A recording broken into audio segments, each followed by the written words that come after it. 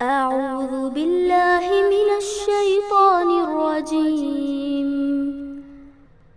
بسم الله الرحمن الرحيم. اقرأ باسم ربك الذي خلق. خلق الإنسان من علق. اقرأ وربك الأكرم. الذي علم بالقلم. علم الإنسان ما لم يعلم. الحمد لله رب العالمين والصلاة والسلام على رسوله الكريم والعاقبة للمتقين. أعوذ بالله من الشيطان الرجيم. بسم الله الرحمن الرحيم. رب اشرح لي صدري ويسر لي أمري واحلل عقدة من لساني يفقهوا قولي. ربي زدني علما. اللهم انفعنا بما علمتنا وعلمنا ما ينفعنا وزدنا علما. ربي يسر ولا تؤسر وتمم بالخير. السلام عليكم ورحمة الله وبركاته. الحمدللہ ہم سورہ الشعراء میں ہے، آیت نمبر 123، رکوع نمبر 7۔ اب تک ہم نے دیکھا فرعون اور موسیٰ علیہ السلام اور فرعون کا واقعہ، اس کے بعد ہم نے نوح علیہ السلام کا واقعہ دیکھا۔ اب جو ہے ترتیب سے نبیوں کے واقعات کا ذکر ہو رہا ہے، اور یہ بہت تفصیل سے واقعات ذکر نہیں ہو رہا ہے، بلکہ نبیوں کے واقعات تو اللہ قرآن کی دوسری صورتوں میں نازل کیا ہے۔ اس مقام پر اس سورے میں اللہ زیادہ تر نبیوں کے واقعات کے ذریعے سے اس کو تفصیل میں بیان نہیں کیا گیا ہے، بلکہ ان کے انجام کو بیان کیا ہے۔ تو آج ہم جس واقعے کو پڑھنے والے ہیں وہ قوم عاد کا واقعہ ہے، اور عاد جو ہے وہ ایک شخص کا نام تھا۔ اس شخص سے پھر ایک قوم اور ایک ٹرائب جو ہے وہ وجود میں آئی، اور وہ قوم عاد کہے جاتے تھے۔ اور اس قوم کی طرف اللہ نے کس کو نبی بنا کر بھیجا تھا؟ ہود علیہ السلام کو۔ تو آج آیت نمبر 123 سے ہم شروع کرتے ہیں۔ بسم اللہ الرحمن الرحیم۔ کذبت عاد المرسلین، جھٹلایا عاد نے رسول کو۔ عاد کی قوم جو تھی انہوں نے اپنے رسول، کون سے رسول؟ ہود علیہ السلام کو جھٹلایا۔ اللہ نے ہود علیہ السلام کو اس قوم کی طرف بھیجا تھا، اور یہ قوم جو تھی ان کا جو لوکیشن تھا، جو ان کا علاقہ تھا، وہ الاحقاف کہا جاتا تھا۔ یہ ایسا علاقہ تھا جو بہت ہی ایکسٹینسولی سینڈ ڈیون، جیسے بہت ہی ریتیلے جو پہاڑ ہوتے ہیں وہ علاقہ تھا، اور یہ حضرموت سے دور نہیں تھا۔ حضرموت مطلب دا بارڈرز آف یمن سے۔ اور یہ قوم جو تھی قوم عاد کی، وہ نوح علیہ السلام کی قوم کے بعد یہ تھی۔ اور نوح علیہ السلام کا واقعہ جب ہم قرآن میں پڑھتے ہیں تو نوح علیہ السلام کی جو اس وقت کے جو لوگ تھے وہ ایک بہت بڑے طوفان کے اندر جو کافر تھے، جو کفار تھے، جو ان کی نبی کو جھٹلایا تھا، ان کو اللہ نے ایک بہت بڑے طوفان میں ان کو غرق کر دیا تھا۔ اور اس کے بعد جو بچے تھے انہی کی نسل میں سے یہ قوم عاد تھی۔ اور یہ قوم عاد جو تھی وہ بہت زیادہ سخت تکبر میں مبتلا تھے۔ وہ اپنے جو بڑی بڑی جو عمارتیں بناتے تھے، پہاڑوں میں بناتے تھے، اللہ نے ان کو طاقت دیا تھا، مال دیا تھا، اور یہ ان سب پر بہت زیادہ فخر کرتے تھے۔ قوم عاد کا واقعہ ہم سورہ اعراف میں تفصیل سے پڑھ چکے ہیں، سورہ ہود میں، سورہ طٰہٰ اور سورہ مؤمنون میں۔ یہاں جب ہم پڑھتے ہیں کہ اللہ نے صرف ان کے بارے میں یہ کہا ہے کہ کذبت عاد المرسلین، کہ قوم عاد نے اپنے رسول کو کیا ہے وہ جھٹلایا۔ اور اس کے بعد ہم آگے دیکھیں گے آیتوں میں کہ اللہ کس طرح سے بیان کرتا ہے کہ ان کو اس جھٹلانے کے سبب اللہ نے ان کو کیا سزا دی تھی۔ اذ قال لہم اخوہم ہود الا تتقون۔ اذ قال جب کہا، لہم ان سے، اخوہم ان کے بھائی، ہود، الا تتقون کیا تم ڈرتے نہیں ہو؟ تو ہود علیہ السلام نے اپنی قوم سے، اور اللہ ان کو کیسا بیان کرتا ہے کہ اپنے ہی بھائی سے، وچ مینس ہود علیہ السلام کسی غیر زمین سے، کسی غیر علاقے سے، کسی غیر قوم سے نہیں تھے۔ انہی میں سے اللہ نے ایک رسول کو چنا، وہ انہی کے بھائی تھے۔ تو وہ اپنی قوم سے کہتے ہیں کہ کیا تم الا تتقون، کیا تم ڈرتے نہیں ہو؟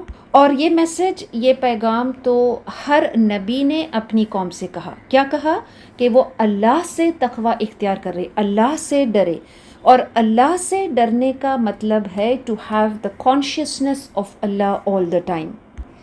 انی لکم رسول امین، بے شک میں تمہارے لیے رسول ہوں، امانت دار ہوں. فاتقوا اللہ واطیعون، سو تم اللہ سے ڈرو اور میری اطاعت کرو. یہی میسج، یہی پیغام ہر نبی نے اپنی قوم سے کہا ہے کہ سب سے پہلے تم اللہ سے ڈرو. میں اللہ کی طرف سے بھیجا ہوا کیا ہے؟ ایک رسول ہوں، امانت دار ہوں. اور امانت دار کس چیز میں؟ جو امانت دار اس چیز میں کہ جو میسج اللہ نے ان کو دیا ہے، کہ اس دین کو، اس طریقے کو، اللہ کے دین کو لوگوں تک بالکل اسی طریقے سے پہنچانا جیسے the way he received it from اللہ. یہ ہے امانت دار. تو دین میں کسی چیز کو شامل ایڈ نہیں کرنا ہے، اس سے کسی چیز کو نہیں نکالنا ہے، یہ امانت داری ہوتی ہے دین میں. تو میں اللہ کی طرف سے بھیجا ہوا کیا ہے؟ ایک امانت دار ہوں، ایک رسول ہوں. رسول امانت دار ہوتا ہے، دین کے امانت دار ہوتے ہیں. فاتقوا اللہ واطیعون، سو تم اللہ سے ڈرو اور میری اطاعت کرو. اس کے پہلے تو اللہ نے فرمایا تھا کہ اللہ، جب وہ اپنی قوم کی طرف جاتے ہیں تو الا تتقون، کیا تم ڈرتے نہیں ہو؟ اب دوبارہ سے فاتقوا اللہ واطیعون، اللہ سے ڈرو اور میری اطاعت کرو. وچ مینس اطاعت نبی کی اس وقت تک نہیں ممکن ہے جب تک کہ بندہ اللہ سے نہیں ڈرتا ہے، جب تک کہ اللہ کا تقوی اختیار نہیں کرتا ہے. تم اللہ سے ڈرو، میری اطاعت کرو. یہ قوم جو تھی، اللہ نے ان کو جسمانی طاقت اور قوت بہت دی تھی. They were very strong, well built, tall. اور اس کے ساتھ ساتھ وہ بہت زیادہ وائلنٹ بھی تھے، مطلب ہر چیز میں وہ لڑائی جھگڑے پہ اتر آنے والے تھے.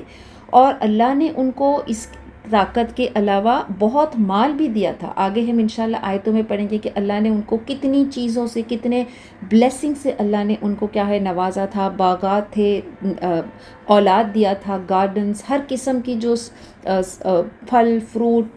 اس کے باوجود وہ تکبر کرنے والے تھے. اور تکبر، سب سے بڑا تکبر کیا ہوتا ہے؟ کہ جب بندہ اللہ کو چھوڑ کر کسی اور کی عبادت کرتا ہے، یہ سب سے بڑا تکبر ہوتا ہے. تو یہ قوم جو تھی وہ اللہ کو چھوڑ کر وہ کسی اور کی عبادت کرتے تھے. تو اللہ نے انہی میں سے ان کے بھائی ہود علیہ السلام کو بھیجا. اور نبی جب آتے ہیں تو وہ خوشخبری بھی لاتے ہیں اور خبردار بھی کرتے ہیں. تو ہود علیہ السلام بھی جیسے سب انبیاء دعوت دیتے لوگوں کو، ہود علیہ السلام نے بھی اپنی قوم کو ایک اللہ کی عبادت کی دعوت دی اور ان کو خبردار کیا اللہ کے غضب سے، اس کے عذاب سے، اگر وہ اللہ کے سوا کسی اور کی عبادت کرتے تھے. وما اسألکم علیہ من اجر ان اجریہ الا علی رب العالمین. وما اسألکم، اور میں نہیں مانگتا ہوں، میں نہیں سوال کرتا ہوں، علیہ اس پر، من اجرن کوئی اجر، ان نہیں اجریہ میرا اجر، الا مگر یا صرف، علی رب العالمین رب العالمین کی طرف سے ہے. تو میں جس چیز کی تم کو دعوت دے رہا ہوں، جس حق کی طرف تم کو دعوت دے رہا ہوں، میں اس کا کوئی اجر، کوئی صلاح تم سے نہیں مانگتا ہوں، نہیں سوال کرتا ہوں. میرا اجر تو کس کی طرف سے ہے؟ رب العالمین. یہی پیغام، یہی میسج ہر نبی نے اپنی قوم کو دیا کہ وہ اس پر ایمان لائے. نبی جب لوگوں کو، قوم کو دعوت دیتا تو وہ ان اللہ سے تقوی اختیار کرنے کے لیے اور نبی کی اطاعت کے لیے، نبی کی اطاعت کے لیے اللہ کا تقوی کیا ہے؟ بہت ضروری ہے. اور یہ اعلان بھی کرنا کہ مجھے اس دنیا سے دنیاوی کوئی فائدہ نہیں ہے تمہیں اس حق کی طرف بلانے میں، نہ کسی عہدے کا ہے، نہ کوئی مال کا ہے. میں تو ایک اللہ کی طرف سے بھیجا ہوا نبی ہوں، اور میرا اجر لوگوں سے نہیں ہے، میرا اجر کس سے ہے؟ صرف اللہ سے. تو ہم بھی جب لوگوں کو اسلام کی طرف بلاتے ہیں، حق کی طرف بلاتے ہیں، کوئی نصیحت کرتے ہیں، تو ہمارے لیے اس میں بہت اہم سبق ہے کہ ہم اس میں اپنا کوئی دنیاوی یا کوئی میٹیریل فائدہ، کوئی پوزیشن، کوئی مال، کسی چیز کو ایکوائر کرنے کے لیے لوگوں کو نہیں بلائے. ہمارا اجر کس سے ہے؟ ہمارا اجر، we always look for the reward only from Allah. ہم اجر جو ہے صرف اور صرف اللہ سے طلب کریں. اور اللہ ہمیں جب ہم آخرت کے لیے اجر طلب کرتے ہیں، صرف اللہ کے لیے ہم کام کرتے ہیں، تو اللہ یقیناً ہمیں دنیا میں بھی اس کا صلہ دیتا ہے۔ ہر نیکی کا صلہ اللہ کیا ہے، دنیا میں بھی دے گا اگر چاہے تو، اور آخرت میں تو اس کا ہے ہی اس کا اجر۔ تو اللہ سے اچھی امید رکھے، لیکن ہر وہ نیکی، ہر وہ نیک عمل، اور سب سے بہترین عمل یہ ہے کہ ہم لوگوں کو اس حق کی دین کی طرف بلائے، تو ہر عمل میں یہ نیت رکھے کہ ہم یہ اس کا اجر صرف اللہ سے طلب کرتے ہیں۔ أَتَبْنُونَ بِكُلِّ رِيعٍ آیَةً تَعْبَثُونَ، کیا تم تعمیر کرتے ہو ہر بلندی پر ایک نشانی، تعبثون بلا ضرورت۔ یہ قوم عاد جیسے ہم نے دیکھا کہ اللہ نے ان کو جسمانی طاقت، قوت اور مال بہت عطا کیا تھا، تو یہ ہر اونچے مقام پر کچھ ایسے عمارتیں، کچھ ایسے سٹرکچرز، ہر بلندی پہ ایسی نشانی بناتے تھے، اور بلندی پہ اس لیے تاکہ وہ بہت دور دور سے بھی وہ چیز دکھائی دے، اور ان کی طاقت کا وہ اس طرح سے وہ اظہار کرتے تھے، اپنی سپیریورٹی کو بتانے کے لیے وہ ایسے مقام پر، بلندی پر یہ نشانیاں بناتے تھے، تاکہ جو گزرنے والے ہیں، جو راہگیر ہے، جو اس علاقے سے، اس جگہ سے گزرنے والے ہیں، وہ ان کا کیا ہے، وہ ایک تو وہ ان کی وہ عمارتوں کو دیکھے، اور ان کے دل میں ان کو یہ رعب طاری ہو کہ یہ کتنی سپیریئر قوم ہے۔ اور یہ جو قوم عاد تھی، وہ جو لوگ گزرنے والے تھے ان کا وہ مذاق اڑاتے تھے، جیسے گروپس میں بیٹھ کر، کبھی سمندر کے کنارے، کبھی سڑک کے کنارے، اور وہ کسی شخص کو ایسا ٹارگٹ بناتے تھے، اور ان کو ایک مذاق کرنے کا ایک چیز بنا دیے تھے۔ اور اس چیز سے اسلام ہمیں اس کی اجازت نہیں دیتا ہے کہ ہم کسی بھی شخص کا، چاہے وہ کوئی انڈیویجول شخص ہو یا کسی ایک گروپ کی شکل میں ہو، ہم کسی کا مذاق نہیں اڑائے، چاہے وہ کیونکہ اس وجہ سے جب ہم ایسا عمل کرتے ہیں تو لوگوں کی دل آزاری ہوتی ہے، خاص کر اگر وہ کوئی مذاق یا کوئی جوک ہم جس پر کرتے ہیں وہ کسی کی کوئی جسمانی عیب کو کیا ہے وہ ظاہر کرتا ہے، کیونکہ وہ ایک احساس کمتری کا شکار بن جاتا ہے، اور اس وجہ سے یہ ایک بہت بڑا کبیرہ گناہ ہے۔ تو یہ اللہ ان کو، مطلب ان کی اس عیب کو، ان کی اس برے عمل، برے فعل کو اللہ یہاں بیان کرتا ہے کہ کیا تم ہر اونچے مقام پر یہ ایسی نشانیاں، ایسی عمارتیں، ایسے سٹرکچرز بناتے ہو، تعبثون مطلب کھیلنے کو، بلا ضرورت، وچ مینس کوئی ہنسی مذاق کرنے کے لیے، لوگوں کو تکلیف دینے کے لیے، اذیت دینے کے لیے، ان کا مذاق اڑانے کے لیے۔ وَتَتَّخِذُونَ مَصَانِعَ لَعَلَّكُمْ تَخْلُدُونَ، اور تم بناتے ہو مضبوط شاندار محل، لَعَلَّكُمْ تَخْلُدُونَ شاید کہ تم ہمیشہ ہوگے، وچ مینس کہ تم ایک تو یہ نشانیاں بناتے ہو اونچے مقام پر، اور تم ایسے محلات بناتے ہو، ایسے پیلسز، بڑے بڑے گھر اور بہت بڑی حویلیاں تم اس لیے بناتے ہو، کیا تم یہ سوچتے ہو کہ تم اس میں ہمیشہ رہو گے؟ اب اللہ یہاں ان کی ایک اور خصوصیت کو بیان کرتا ہے کہ وہ بہت کیسے مکانات بناتے تھے، مسانیہ مطلب بہت مضبوط، بہت شاندار محلات بناتے تھے۔ اب کوئی مضبوط بلڈنگ یا شاندار جو محلات ہوتے ہیں، اس کو بنانے کی کوئی ممانعت یا کوئی گناہ نہیں ہے، لیکن انسان جب اس کو بنانے کے بعد اس پر غرور کرتا ہے، اس پر فخر کرتا ہے، اب ان کی نیت کیا تھی کہ ہم اس میں ہمیشہ رہیں گے، یہ کبھی دس ول نیور بی ڈسٹرائڈ، تو یہ چیز سے منع کیا گیا ہے۔ مال جمع کرنا، کوئی اچھا گھر بنانا، یہ کوئی اسلام میں پروہیبیٹڈ نہیں ہے، لیکن محض دکھاوے کے لیے، یا چاہے وہ انسان جو اپنے طاقت کو دکھانے کے لیے، اپنے مال کو دکھانے کے لیے، اپنا رعب جمانے کے لیے، تکبر کرنے کے لیے کہ ہمارے جیسا شاندار گھر کسی کا نہیں ہے، ہمارے جیسے جو شاندار محلات جو ہے وہ کسی کا نہیں ہے، ہم بہت طاقتور ہے، تو یہ ساری چیزیں کیا ہے، یہ محلات، یہ ساری چیزیں کیا انسان کو ان چیزوں پر فخر اور غرور کرنا چاہیے؟ اللہ نے ان کو طاقت دی تھی، تو اللہ نے جو صلاحیت انسان کو دی ہے، اس صلاحیت کا ہم استعمال کر سکتے ہیں، لیکن ہر صلاحیت ہم صرف اللہ کی طرف اس کو منسوخ کریں کہ اللہ نے اگر ہمیں یہ صلاحیت نہ دی ہوتی تو ہم یہ گھر نہیں بنا سکتے تھے. اور یہ صرف کسی گھر یا محلات کو بنانے کے لیے نہیں ہے.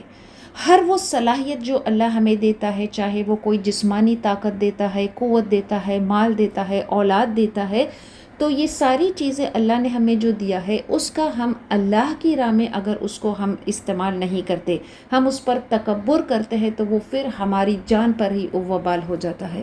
تو اللہ یہاں ان کی جو فضل اللہ نے ان پر عطا کیا تھا، اللہ انہی کے بارے میں بیان کرتا ہے کہ وہ فضل انہوں نے کیا کیا تھا، اس پر تکبر کیا تھا، اس پر غرور کیا تھا. وَإِذَا بَطَشْتُمْ جَبَّارِينَ، اور جب تم کسی پر گرفت کرتے ہو تو کس طرح سے کرتے ہو؟ تم اس پر جابر بن کر، ظالم بن کر تم اس کی گرفت کرتے ہو.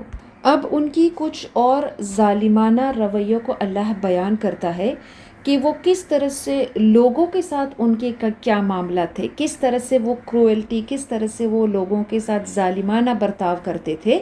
اور عموماً جس کو اللہ کوئی میٹیریل پاور دیتا ہے، طاقت دیتا ہے، مال دیتا ہے، تو وہ اس قسم کی وہ برائی کرتے ہیں کہ لوگوں پر وہ جبر کرتے ہیں، لوگوں پر وہ ظلم کرتے ہیں. اور آج ہم یہ دنیا میں دیکھتے ہیں کہ اللہ جس کو اتھارٹی دیتا ہے، جس کو طاقت مال دیا ہے، وہ کسی کمزور پر کیا کرتا ہے؟ اس پہ نرمی کا معاملہ کرتا ہے یا پھر اس پہ ظالمانہ رویہ کرتا ہے. جب کسی قوم کو اللہ طاقت دیتا ہے اور جب وہ غالب ہوتی ہے تو وہ دوسروں کو اذیت دیتی ہے، وہ تکلیف دیتے ہیں، اور ان کو وہ اللہ فرماتا ہے کہ ان کو کیسے ان کا برتاؤ کرتے تھے، ان کو جان سے بھی وہ مار دیتے تھے. تو اللہ ہم ہر آیت سے، ہر واقعات سے ہم اپنے لیے سبق سیکھیں. اور اس آیت سے ہم سبق یہ ہے کہ جب اللہ کسی کو عہدہ دیتا ہے، when someone has the upper hand، ان کو اتھارٹی ملتا ہے یا ان کو مال عطا کرتا ہے، تو how should they behave؟ They should not behave as oppressors. وہ لوگوں کے ساتھ ظالمانہ رویہ نہیں کرے. اللہ کے رسول صلی اللہ علیہ وسلم جب صحاباز کو جہاد پر بھیجتے تھے تو کیا نصیحت دے کر بھیجتے تھے؟ سب سے پہلے تو اللہ کے رسول صلی اللہ علیہ وسلم ان سے کہتے تھے کہ تم سب سے پہلے یہ دیکھنا کہ جب تم کسی بستی میں داخل ہوتے ہو تو کیا تمہیں وہاں اذان کی آواز آتی ہے؟ اگر وہاں اذان کی آواز آتی ہے مطلب اس بستی میں مسلمان موجود ہے، مسلمان رہتے ہیں، تو تم اس بستی پر کبھی حملہ نہیں کرنا. اگر اذان کی آواز نہیں آتی ہے تو پھر شاید وہ کوئی کافر بستی ہوگی. تو اس کا مطلب یہ نہیں کہ اگر کافر بستی ہے تو تم ان پر حملہ کر دو، نہیں، تم ان کو اسلام کی طرف دعوت دینا. اگر کافر بستی ہے تو call them to اسلام. اب اس میں بھی دو صورت ہو سکتے ہیں، یا تو وہ اسلام کو ایکسیپٹ کریں گے یا وہ حق کی طرف آ جائیں گے یا وہ حق کی طرف نہیں آئیں گے. اگر وہ حق کی طرف آ گئے تو بہت ہی اچھا ہے، اور اگر وہ حق کی طرف نہیں آتے ہیں تو ان کو اطاعت کی طرف مائل کرے. call them in the best of the ways، اور ان کو جزیہ دینے کے لیے کہے. if they agree، اگر اس بات کو مانتے ہیں تو پھر صحیح ہے، ٹھیک ہے، don't do anything to them، ان پر حملہ نہیں کرے. اگر وہ اس بات پر بھی راضی نہیں ہوتے ہیں کہ وہ اسلام کی طرف مائل نہیں ہوتے ہیں، وہ جزیہ دینے سے انکار کرتے ہیں، اور جزیہ دینے کا مطلب یہ ہے کہ وہ ایک ذمہ بن کر رہے، اور ان کو اب کیا ہے، مسلمان ریاست کے اندر اب ان کو ہر وہ چیز جو ہے اچھے سے ان کو رہنے ملے گا، بس صرف یہ ہے کہ ان کو جزیہ دینا پڑے گا اور وہ ان کے مسلمانوں کے انڈر وہ رہ سکتے ہیں. اگر وہ اس بات سے راضی نہ ہو تو پھر ان پر حملہ کرے. لیکن حملہ کرنے میں بھی اللہ کے رسول صلی اللہ علیہ وسلم نے ان کو یہ نصیحت کی کہ وہ کسی کمزور پر، کسی بچے پر، کسی بوڑھے پر، عورتوں پر، ان پر حملہ نہیں کرے. تو these are the teachings of Islam. یہ اسلام کی کیا ہے، تعلیم ہمیں دیتا ہے کہ کتنا بہترین دین اللہ نے ہمیں دیا ہے. لیکن اللہ ان کی جو ہے اور ان جیسے تمام لوگوں کی جو دنیا میں آج ہے، جن کو اللہ نے کوئی پوزیشن دیا ہے، اتھارٹی دیا ہے، وہ لوگوں کے ساتھ کیا کرتے ہیں، جو کمزور لوگ ہیں ان کے ساتھ کیا معاملہ کرتے ہیں. تو اللہ ان کی خصوصیت کو بیان کرتا ہے کہ جب تم کسی پر گرفت کرتے ہو تو تم کس طرح سے ظالمانہ طریقے سے تم ان پہ گرفت کرتے ہو. لہٰذا فاتقوا اللہ وأطیعون، سو تم اللہ سے ڈرو اور میری اطاعت کرو. بار بار ان کو اللہ کا خوف، اللہ کا تقوی اختیار کرنے اور نبی کی اطاعت کے لیے ان کو حکم کرتے ہیں۔ تو اللہ کا خوف، اللہ کا تقوی ہی انسان کو گناہ کرنے سے روک سکتا ہے، اللہ کا تقوی ہی انسان کو ظالم ہونے سے روک سکتا ہے، تکبر کرنے سے روک سکتا ہے۔ جو شخص اللہ کا تقوی اختیار نہیں کرتا ہے، دنیا میں وہ اللہ سے نہیں ڈرتا ہے، لیکن آخرت میں وہ اللہ کے عذاب سے بہت زیادہ ڈرے گا، لیکن اس دن اس کا ڈرنا اس کو کوئی فائدہ نہیں پہنچائے گا۔ وَاتَّقُوا الَّذِي أَمَدَّكُم بِمَا لَا تَعْمَلُونَ، اور ڈرو وہ جس نے، اور اس سے ڈرو جس نے اس سے تمہاری مدد کی جو تم جانتے ہو، کہ تم اللہ سے ڈرو اور تم جانتے ہو کہ اللہ نے تمہیں کیا کچھ نہیں عطا کیا ہے، اللہ نے کیا تمہیں فضل دیا ہے، لہٰذا اس کو یاد کرتے ہوئے تم اللہ سے ڈرو۔ وچ مینس اب جو نبی ہے وہ ان کو اللہ کی فضل، he is reminding them of the grace of Allah, the favours of Allah, اور وہ کہتے کہ تم جانتے ہو، یہ بات تم اچھی طریقے سے جانتے ہو کہ اللہ نے تمہیں کیا کچھ عطا کیا ہے اور تم اس کے بدلے میں اللہ کی نافرمانی کرتے ہو، کیونکہ اللہ نے ان کو صرف جسمانی طاقت نہیں دیا تھا۔ نبی خود ان کو فرماتے ہیں کہ تم بما تعملون، کہ تم جانتے ہو کہ اللہ نے صرف تمہیں کوئی جسمانی طاقت، مال، میٹیریل تھنگز نہیں دیا ہے، بلکہ اللہ نے تمہیں صلاحیتیں دی ہے، اللہ نے تمہیں علم دیا ہے کہ جو تم اس کو استعمال کر سکتے ہو، اور ہر وہ چیز جو تمہاری زندگی کو خوشنما بناتی ہے، ہر وہ چیز جس سے تم کو دنیا میں خیر، بھلائی، فائدہ پہنچتا ہے، اللہ وہ سارے فضل کو تمہیں، اللہ نے تمہیں وہ سارے فضل عطا کیا ہے۔ آگے انشاءاللہ ہم وہ 2-3 آیتیں اللہ بیان کرتا ہے کہ کون سی فضل اللہ نے ان کو عطا کیا تھا۔ تو اللہ فرماتا ہے امدکم بانعام وبنین، امدکم تمہاری مدد کی، مویشیوں سے اور بیٹوں سے، مطلب اللہ بھی ان کے پورے انعامات کو گنا رہا ہے کہ اللہ نے ان کو کیا دیا ہے، ان کو مویشی دیا، ان کو بیٹے دیے، وجنات وعیون، اور باغات اور چشمے۔ یہ سارے جو اللہ کے فضل ہے وہ ان کو گنا رہے کہ اللہ نے ان کو مویشی دیا، بیٹے دیے، اللہ نے ان کو مال دیا، اور ان کو کیا ہے، باغات دیے، چشمے دیے، اور یہ ساری چیزیں، مویشی جو ہے، مویشی سے مراد صرف کیٹل نہیں، یہاں اس چیز کی علامت ہے کہ مویشی مینز ویلتھ، بہت زیادہ اللہ نے ان کو مال دیا، اور بیٹوں سے مطلب صرف بیٹے اولاد نہیں، بیٹے مینز مین پاور، اور باغات دیے، چشمے دیے، یہ تمام چیزیں جو ہے اللہ کی طرف سے ان کے لیے بہت بڑی، اس وقت کیا ہے، it was a very well known benefit for them, کہ یہ ساری چیزوں سے، یہ سارے فیورز، گریس آف اللہ سے، یہ تمہاری زندگی میں اللہ نے جو دیا ہے، مال، مویشی، باغات، یہ ان چیزوں سے تمہاری زندگی بہت خوشحال ہوتی ہے، اور یہ یقیناً اللہ کی طرف سے ہر دور میں ہم دیکھیں گے کہ اللہ کی طرف سے یہ ساری چیزیں، کیٹل ریپریزنٹس ویلتھ، تو مال جو ہے وہ ہر قوم کے لیے ہر زمانے میں ایک بہت بڑا اللہ کی طرف سے فیور ہوتا ہے، اور ان کو جسمانی طاقت دینا، یہ ساری چیزیں بہت بڑے اللہ کی طرف سے تحفہ ہوتا ہے کسی قوم کے لیے۔ اور اللہ جب کسی کو اپنا فضل عطا کرتا ہے، جب کوئی شخص اللہ کے انعامات کو مس یوز کرتا ہے تو پھر اس پہ کیا ہے، اللہ کا عذاب اس پر آتا ہے۔ تو یہ پوری قوم جو تھی ان کو اللہ نے بے شمار ان کو فضل، نعمتیں عطا کیا تھا، لیکن انہوں نے اس کے باوجود، اور نبی ان کو بار بار اس کی دعوت دے رہے تھے کہ وہ اللہ کا تقوی اختیار کرے، وہ النبی کی اطاعت کرے، لیکن وہ قوم جو بہت ڈھیٹ قوم تھی، وہ اپنے نبی کا کہنا نہ مانے۔ تو نبی ان کو کیا ہے، ابھی ان کو خبردار کرتا ہے، انی اخاف علیکم عذاب یوم عظیم، انی بے شک میں ڈرتا ہوں، اخاف ڈرتا ہوں، علیکم تم پر، عذاب یوم عظیم، ایک بڑے دن کے عذاب کا میں ڈرتا ہوں۔ تو اب وہ اپنی قوم کو خبردار کر رہے، کس سے خبردار کر رہے ہیں، ایک بڑے دن کے عذاب سے۔ تو نبی ان کی جو وارننگ ہے، وہ جو خبردار کر رہے ہیں، اس میں ان کو خوف ہے، کیونکہ وہ اس قوم کے انجام کو وہ دیکھ سکتے ہیں کہ اب ان کا کیا ہونے والا ہے، اور وہ خود اللہ نے کیا فرمایا آگے پہلے، کہ وہ انہی کے بھائیوں میں سے، وہ ہود علیہ السلام کیا تھے، ان کے ہی اس قوم میں سے تھے. He was one of their own brethren. تو وہ چاہتے ہیں کہ ان کی قوم جو ہے، ان جو لوگ ہیں، they should not suffer the punishment of اللہ. اس لیے وہ اس خوف سے اور اس کنسرن سے ان کو اس طرف بلاتے ہیں کہ اس دن سے خبردار کرتے ہیں کہ جس کے آنے میں کوئی شک نہیں ہے. اور یہاں بڑے دن سے مراد صرف قیامت کا دن نہیں ہے. قیامت کا دن تو یقیناً ان کے لیے عذاب ہوگا، لیکن یہ جو بڑے دن کا عذاب ہے، دنیا میں ہی ان کو وہ عذاب ملے گا، دنیا میں ہی اللہ کا غضب ان پر ہوگا، اور جس کو وہ دیکھیں گے.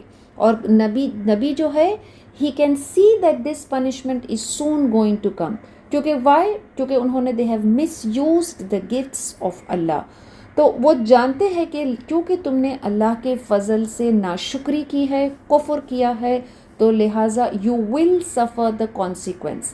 تو ہم اپنی زندگی میں when will we suffer the consequences of our actions، کہ جب اللہ جو ہمیں نعمتیں دیتا ہے ہم اس کو مس یوز کرتے ہیں، ہم اس کی ناشکری کرتے ہیں، اور ہم ان نعمتوں پہ فخر اور تکبر کرتے ہیں.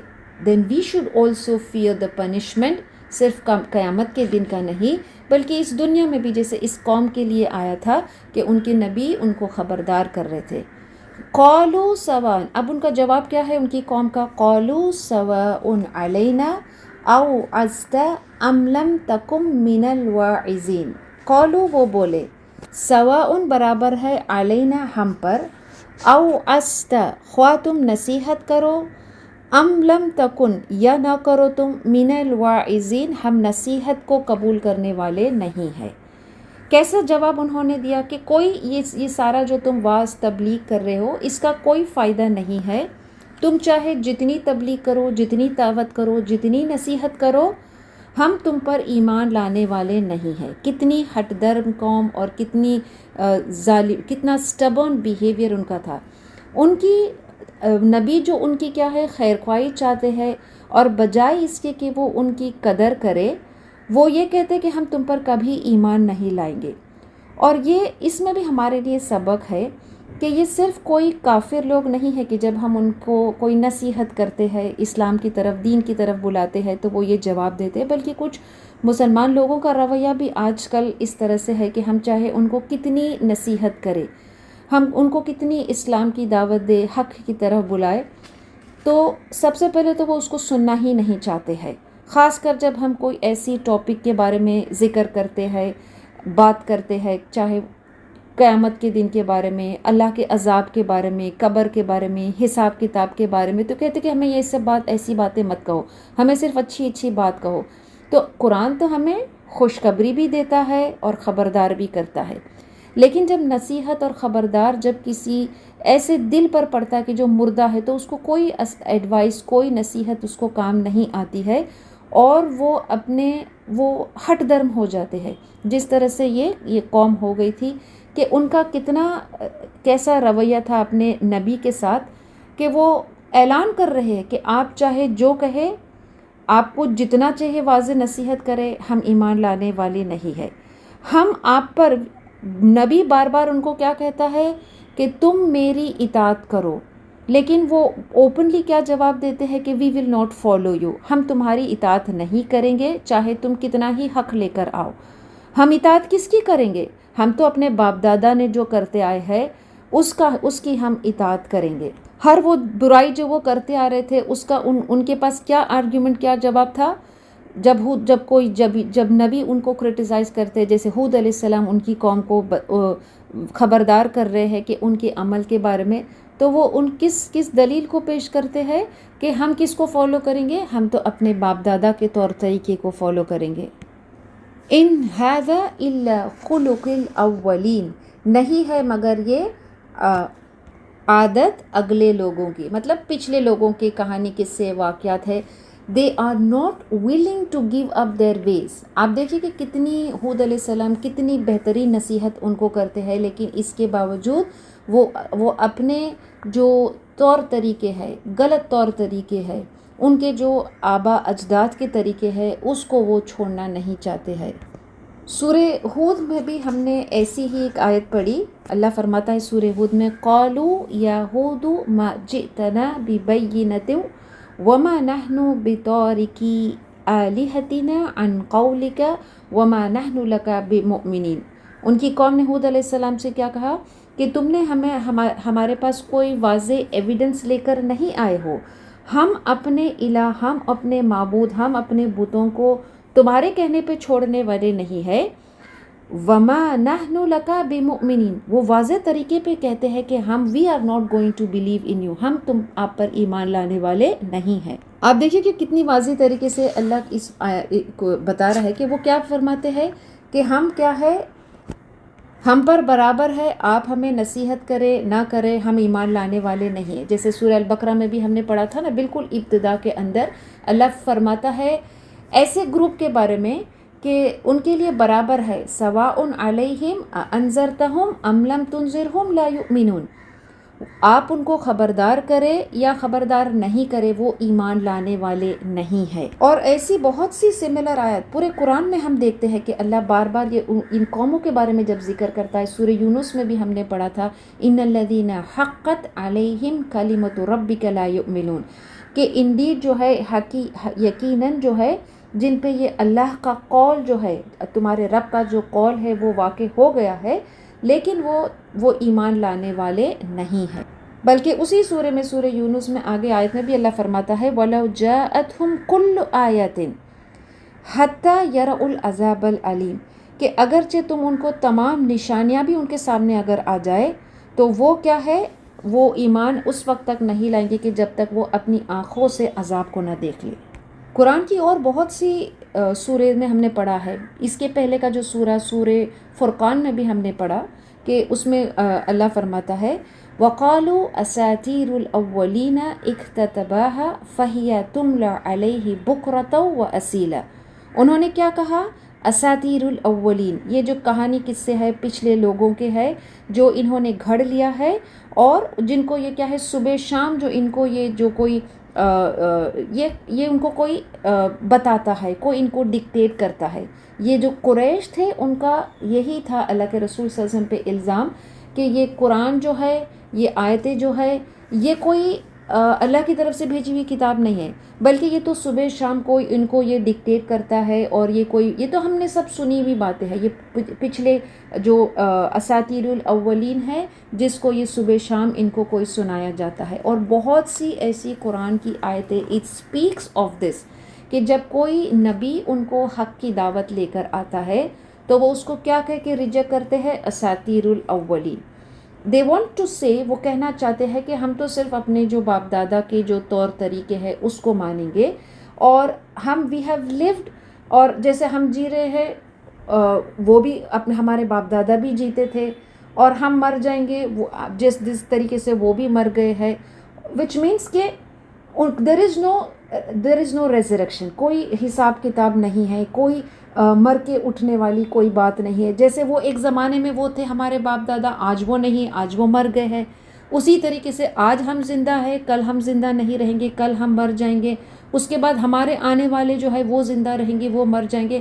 اور اسی طریقے سے کیا ہے، لوگ آتے رہیں گے اور وہ اس دنیا سے چلے جائیں گے، اور یہ کوئی شخص جو ہے وہ مر کر دوبارہ سے اٹھایا نہیں جائے گا. ان کا کہنے کا مطلب یہ تھا وَمَا نَحْنُ بِمُعَذَّبِينَ، اور ہم عذاب دیے جانے والے میں سے نہیں ہے. اب نبی ان کو کیا خبردار کر رہے کہ تم اگر اللہ کی نافرمانی کرو گے، تم تکبر کرو گے، تم اس کی اطاعت، نبی کی اطاعت نہیں کرو گے، so you will be punish. تم ایک بڑے دن کے عذاب سے ان کو خبردار کر رہے. اب وہ نبی کی بات کو جھٹلا رہے ہیں، کیا کہہ رہے ہیں کہ وَمَا نَحْنُ بِمُعَذِّبِينَ، نہیں، ہمیں کوئی عذاب نہیں ہوگا. آپ دیکھیے کہ جب کوئی قوم ہٹ درمی پر اتر جاتی ہے، جب وہ تکبر کرتے ہیں تو کس طرح سے وہ اپنے نبی کو بھی وہ جھٹلاتے تھے. اب جو نبی ہے وہ حجت تمام ہو گئی ہے، تو جب نبی آتا ہے اور لوگوں کو حق کی دعوت دیتا ہے تو اس میں دو فرقے ہو جاتے ہیں. کچھ ایمان والے ہوتے ہیں جو ان کی اطاعت، نبی کی اطاعت کرتے ہیں، ان کی بات مانتے ہیں، اللہ کی عبادت کرتے ہیں، لیکن کچھ جو ہے وہ ان کیا کہے تکبر کی وجہ سے نبی کو جھٹلاتے ہیں. تو پھر یہ اللہ کی سنت ہے کہ جب وہ جو رسول ہے وہ حجت تمام کر لیتا ہے تو پھر اللہ کی یہ سنت ہے کہ پھر اللہ ان کو کیا کرتا ہے، پھر اللہ ان پر عذاب بھیجتا ہے۔ فَكَذَّبُوهُ فَأَهْلَكْنَاهُمْ، انہوں نے کیا ہے، بس انہوں نے جھٹلایا، کس کو جھٹلایا، نبی کو جھٹلایا، نبی کی بات کو جھٹلایا، فَأَهْلَكْنَاهُمْ تو ہم نے انہیں ہلاک کر دیا۔ إِنَّ فِي ذَلِكَ لَآیَةٌ، اس میں نشانیاں ہے، وَمَا كَانَ أَكْثَرُهُمْ مُؤْمِنِينَ، اور وہ اکثر ان میں سے ایمان لانے والے نہیں ہے۔ وَإِنَّ رَبَّكَ لَهُوَ الْعَزِيزُ الرَّحِيمُ، اور بے شک تمہارا رب غالب نہایت مہربان ہے۔ جب وہ نبی کی بات کو جھٹلائے تو واٹ ہیپن، ان کا کانسیکوینس کیا تھا، انہوں نے دے ڈینائڈ اللہ کا انکار کیا، اور اللہ نے ان کو کیا ہے، ڈسٹروائے کر دیا، ختم کر دیا۔ اور جیسے ہم قرآن کی دوسری سورہ ہمیں بیان کرتی ہے کہ ان پر کس قسم کا عذاب آیا، کیسا عذاب آیا تھا، کہ اللہ نے ایک تیز ہوا، آندھی، بہت زوردار آندھی ان پر بھیجی کہ جن سے ان کے پورے مکانات اڑ گئے تھے۔ وہ کس پہ تکبر کرتے تھے، اللہ نے جو ان کو طاقت دی تھی، جسمانی طاقت، مال، الگ اس رکوع کے شروع میں ہم نے دیکھا کہ اللہ پہلے ان کی He describes their characteristics as someone کہ جو بہت بڑی بڑی ایسی اسٹرکچرز، ایسی نشانیاں پہاڑوں کے اوپر بناتے تھے کہ لوگ اس کو دیکھ کر حیران ہو جاتے تھے۔ وہی ان کے اسٹرکچرز، وہی ان کے علامات، نشانیاں، مکانات سب اجڑ گئے ہیں۔ اور یہ جو ہے یہ سورہ اس پورشن میں وہ ساری چیزیں نہیں بیان کرتا ہے، لیکن ہمیں اللہ صرف وہ چیز بیان کرتا ہے کہ ہود علیہ السلام کی جو قوم تھی انہوں نے کیا ہے، اپنے رسول کو جھٹلایا تو اللہ نے ان کو ہلاک کر دیا۔ 2 very short sentences، عربی میں تو صرف 2 الفاظ ہے، فَكَذَّبُوهُ فَأَهْلَكْنَاهُمْ، ان 2 الفاظ، ان 2 ایک چھوٹے سے جملے جس میں صرف 2 کلمات ہے، اس کے ذریعے سے Allah describes the end of a mighty people, کہ جنہوں نے تکبر کیا اپنے طاقت پر، اپنے مال پر، تو all of their luxuries، پیچھے اللہ نے بیان کیا کہ اللہ نے ان کو مویشی دیا تھا، بیٹے دیے تھے، بڑے بڑے محلات وہ بناتے تھے، all of these luxuries of theirs وہ تمام ہلاک ہو گیا تھا۔ ہلاک اس کو کس نے کیا تھا؟ ہم جب کوئی سویلائزیشن کے بارے میں ہسٹری میں پڑھتے ہیں تو ہمیں یہ بتایا جاتا ہے کہ so and so civilisation existed, پھر وہ ختم ہو گئی۔ قرآن کوئی ہسٹری کی کتاب نہیں ہے، لیکن قرآن میں اللہ واضح بیان کرتا ہے کہ جب کوئی قوم نبی کی نافرمانی کرتا ہے تو Allah is the one to destroy that civilization, to destroy that people. Allah فرماتا ہے فَكَذَّبُوهُ، کیونکہ انہوں نے جھٹلایا، دے ریجیکٹڈ دا میسنجرز، فَأَهْلَكْنَاهُمْ، ہم نے ان کو ہلاک کیا۔ تو all of their gardens، springs، جو مویشی، مال، جو کچھ بھی اللہ نے دیا تھا، کس طرح سے تباہ ہو گئی؟ ایک بہت زوردار آندھی، wind destroyed them to the last of them. جب ہم اس کی دوسرے سورے میں جب ان کی تفسیر پڑھتے ہیں تو مفسرین اس کو بیان کرتے ہیں کہ کس طرح سے جب یہ تیز آندھی ان پر آئی تھی تو ان کو گھروں میں سے ان کو نکال کر ہوا نے ان کو اٹھا کر ان کو زور سے زمین پر پٹکی، جس سے ان کے جو دماغ تھے وہ باہر آ گئے تھے، اور وہ ایسے اپنے گھروں میں پڑے تھے لائک ہالو ڈیٹ پامس، جیسے کھجور کی جو کھوکھلی تنیں ہوتی ہے اس طریقے سے وہ اپنے گھروں میں پڑتے تھے۔ ان کا their destruction is similar to their nature, جیسا ان کا وہ کیسے strong fierce type of people تھے، تو اللہ نے ان کو اسی طریقے کا ان کو he overpower them with something that was very similar to their nature. اور یہ قرآن میں اور بہت سی جگہ، بہت سی صورتوں میں اللہ ان کے اس انجام کو بیان کرتا ہے۔ سورہ نجم میں اللہ فرماتا ہے وَأَنَّهُ أَهْلَكَ عَادَ الْأُولَى، کہ ہم نے عاد کو کیا ہے، ڈسٹروائے کیا، ہم نے عاد کو ہلاک کیا۔ ان کی تباہی کا ذکر سورہ فجر میں بھی آتا ہے۔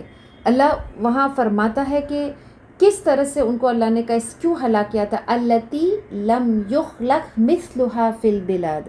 اللہ سورہ فجر میں پہلے فرماتا ہے نا، أَلَمْ تَرَ كَيْفَ فَعَلَ رَبُّكَ بِعَادٍ، کہ کیا تم نے اس قوم کی طرف نہیں دیکھا، عاد کی طرف، کہ تمہارے رب نے ان کے ساتھ کیا معاملہ کیا تھا۔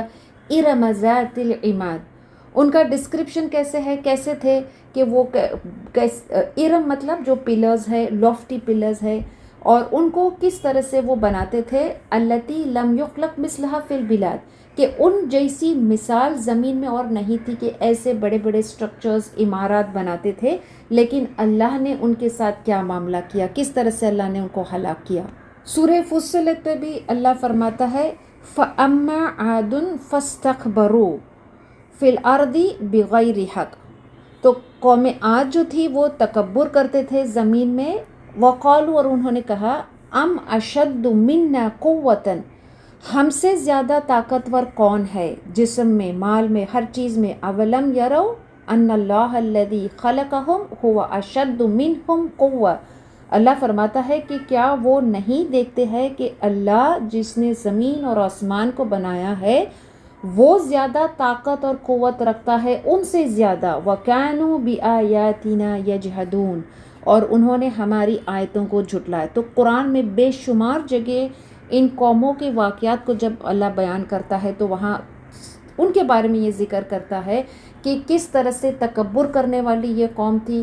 ہر سورے میں آپ دیکھیں گے کہ ایک الگ انداز میں، ایک نئے طریقے سے اللہ ان کی تکبر، ان کے ایروگنس، ان کے غرور کو بیان کرتا ہے، اور ان کے ساتھ پھر اللہ نے کیا معاملات کیا، کہ اس جیسی قوم نہیں تھی کہ جن کو اللہ نے اتنا طاقت دیا تھا، لیکن وہ کتنا ظلم کرنے والے تھے۔ ان کی ہلاکت کا ذکر سورہ الحاقہ میں بھی اللہ بیان کرتا ہے، وَأَمَّا عَادٌ فَأُهْلِكُوا بِرِيحٍ صَرْصَرٍ عَاتِيَةٍ، کہ عاد جو ہے ایز فار دیم اللہ نے ان کو کیا ہے، ڈسٹروائے کیا، ہلاک کیا، کیسے، بِرِيحٍ صَرْصَرٍ عَاتِيَةٍ، کہ ایک ایسی آواز جو سرسرین مطلب ایک اسکریمنگ، اسکریچنگ، جو زوردار، جو اس ہوا کے اندر کیا ہے، ایک ایسی آواز بھی تھی کہ جس سے وہ تباہ، جس سے وہ ہلاک کر دیے گئے تھے۔ اور یہ تیز آندھی، یہ ہوا، یہ ان کو جو عذاب آیا تھا مسلسل، اسی آیت میں آگے سورہ الحاقہ میں اللہ بیان کرتا ہے،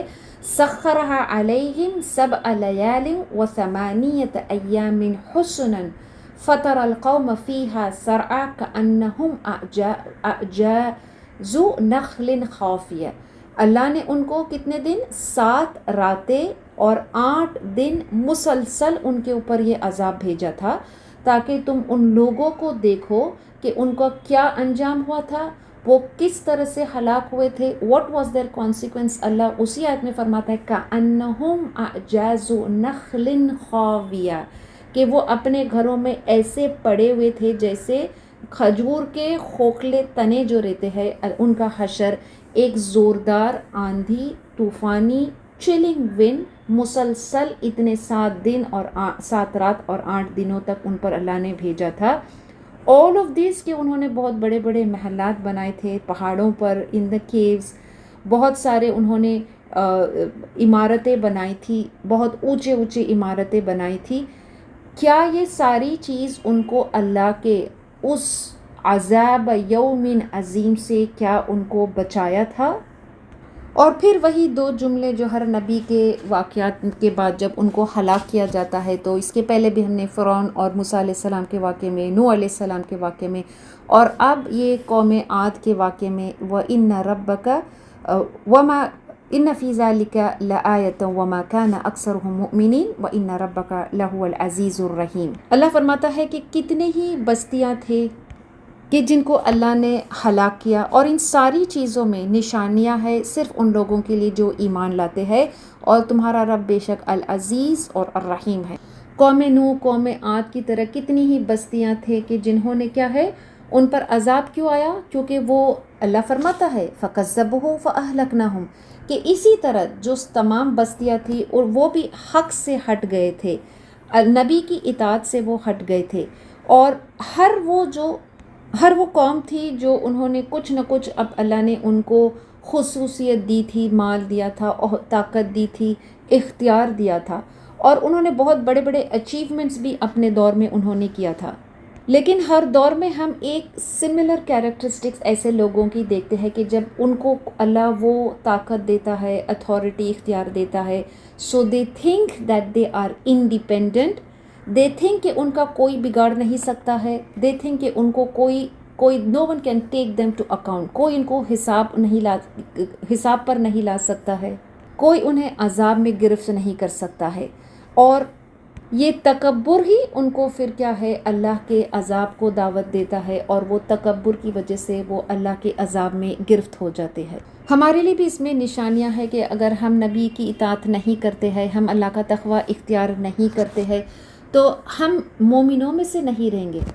ان نشانیوں کو دیکھنے کے باوجود بھی اگر کوئی ایمان نہیں لاتا ہے تو پھر وہ اللہ کے غضب کو دعوت دیتا ہے۔ اللہ تو العزیز ہے، عذاب دینے پر قدرت رکھتا ہے، لیکن اللہ الرحیم بھی ہے کہ جب بندہ تکبر کرنے کے باوجود بھی، جھٹلانے کے باوجود بھی اللہ کی طرف رجوع کرتا ہے، توبہ کرتا ہے، تو پھر اللہ اس پر رحم کرتا ہے۔ اللہ سے دعا ہے کہ اللہ ہمیں اللہ کا تقوی اختیار کرنے، رسول کی اطاعت کرنے کی توفیق عطا کرے۔